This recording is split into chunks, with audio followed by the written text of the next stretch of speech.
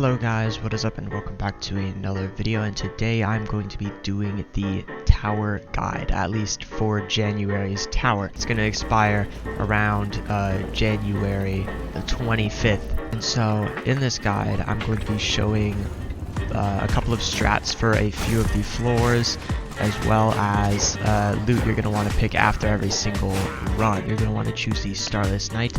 This sword is extremely powerful. What you're going to want to get on it is a Guarding Strike, and you're going to want to get Snowball on your Mercenary armor. These enchants will always appear, so do not worry. Everything is exactly the same each run, except for the effects that Mystery Armor will give you. So next up, you're going to want to get the Buzzy Nest.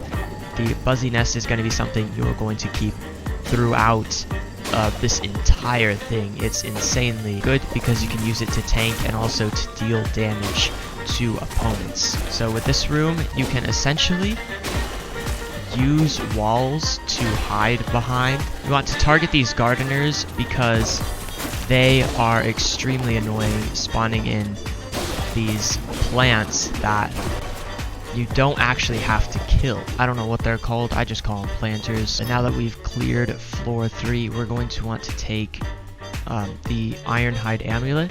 I would actually give the choice. The Ironhide Amulet is a good accessory to have all the way up until the boss fight, actually, but it is not necessarily needed. I've done it without the Ironhide Amulet. In fact, there are a couple of different strategies that you can use. We're going to want to select the enchantment points. We're going to want to get 2 levels of sharpness. Now, the spawn locations for all mobs are the same on every single floor, so the 2 creepers will always spawn down here. Just be careful about that. So floor 5, extremely easy to beat. And now we're on to the first merchant floor. We're going to want to select the champion's armor here and get 2 levels of deflect on it.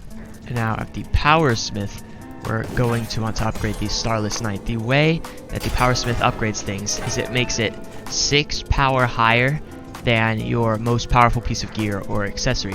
So if we had not gotten this champion's armor and we had gotten the reinforced armor last round, it would have upgraded this to 83. But next up we have a boss floor, and this one can be kind of tricky. We want to summon in the beehive around there, and then just like that.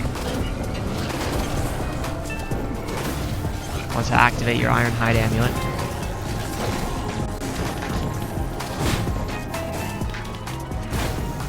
Oh, great. Well, we got that guy, and essentially now we just have to run around, dodge the redstone golem. This is the reason why you want deflect on a lot of pieces of your gear, is because of the Illusioner. The Illusioner on this section is extremely devastating. It can deal a lot of damage to you if you don't take it out quickly. But don't worry, the boss spots are exactly the same. You want to plop down a beehive right around here. The Illusioner will spawn right there, and you can take care of it pretty easily if you do that. Now we can go here and we can max out sharpness on that. You can max out sharpness or get a 2nd level of Guarding Strike and maybe something for the bow.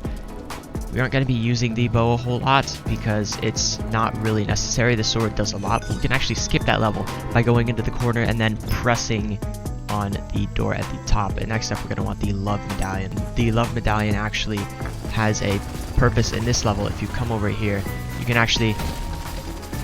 Oh, I just used the wrong thing. I used the Ironhide Amulet.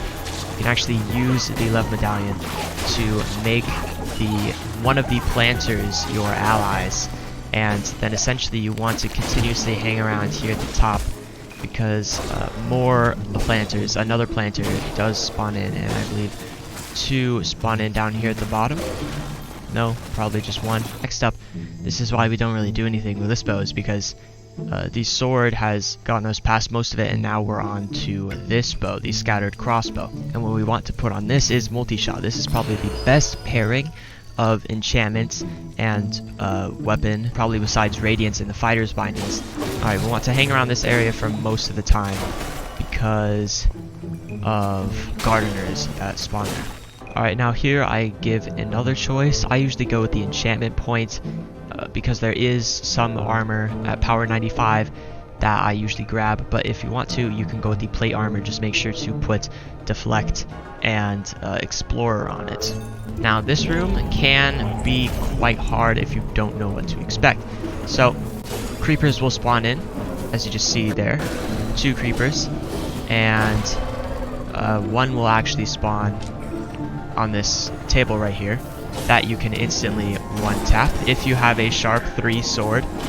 Be careful that if you lack a couple of levels of sharpness on your sword, then you will not be able to actually complete it. Alright, next up we're going to want to take another enchantment point. Alright, this 4 is also pretty easy if you know what to expect. A weather guy is going to spawn right over there, so you can actually get rid of him quite easily, instantaneously, with the beehive. And then you'll want to convert a couple guys to your team and battle through these Ravagers here. Alright, now we want another enchantment point. Alright, we're just gonna have blocks of ice dropped on our head now. Moving on to the next floor, we are once again going to take another enchantment point, and there is a strategy to this room that I will show you right now. It's pretty easy to do, but 2 sorcerers are going to spawn here, 2 necromancers, and then if you come down here, you can actually use your love medallion and gain a few of these guys on your side. The golden armored guys with spears and shields. They are very strong. They deal around 1,000 damage if you have nothing protecting you. So if you can get one of them on your side, they can absolutely destroy. The reason why I plant my beehive right here is because a creeper spawns there, and if it is able to sneak up on you, it can deal a lot of damage. So basically the strat, go stand over there, use your iron hide amulet when the necromancers spawn in, and you can basically rip them to pieces. So right here, this is going to be the beginning of our upgrading spree. We're going to want to take the hunter's armor and immediately get as many levels of cooldown as we can, and then 1 level of explorer if you have anything left over. Now this level is a little tricky. You're going to want to do that and charm 2 of these piglin potion throwers to your team, because these guys are a nuisance to deal with. They're like witches, but they splash multiple potions and they deal knockback, and they can run away much faster. Alright, now for this level, this is the first area where we are finally going to get a weapon replacement since round 1. So we can get the double axe.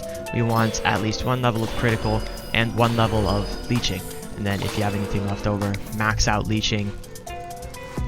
Really good idea. Definitely make sure to max out cooldown. And this is the unique smith, and what we are going to want to get a unique of is either the scattered crossbow or the double axe. The scattered crossbow is going to be really good in a couple of later on waves, and the unique version gives ricochet, or you can get the double axe leveled up and it gives explosion. And the hunter's armor gives you 15% more speed, but I usually go with the scattered crossbow. And next up, the 2 bosses are going to be the ghast and the enderman, so this is why you want a good bow. Spawns right there, and you're gonna want to use the iron hide right away before the ghast can use a fireball. Simply you want to focus the ghast because the ghast deals so much damage, and then you can basically just deal with the enderman however you like, as long as you deal with them. But we want an enchantment point just like that. This is a round with a lot of creepers, as I was gonna say, and this is where the scattered crossbow comes in a lot of handy, because you basically creepers will absolutely obliterate you if you do not have a decent bow. Again, we're gonna want to take another enchantment point and then upgrade leeching again. And now we're on to my least favorite floor. You essentially just want to come over here, shoot a couple of creepers, and basically kill whatever comes this way. Just shoot stuff in that direction, hopefully kill it as good as you can.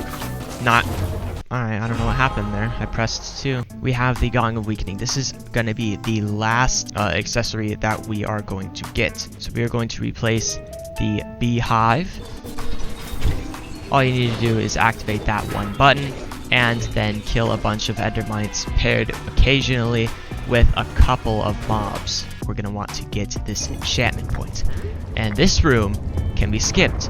If you go up under that step, come up here, go around, and then come up onto here, you can actually just walk right over here and skip the entire floor. It's really weird. And now again, we're going to want another enchantment point. And in fact, let's just completely max out our leeching. If an ice boy tries to like drop some ice on your head, you just have to go over by this area and the ice will just instantly break.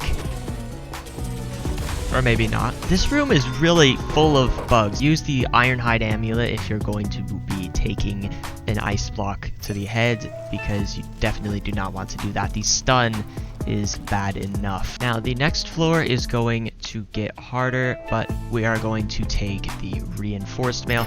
This is going to be our end game armor. This is going to be the armor that we use all the way until we get to the last level.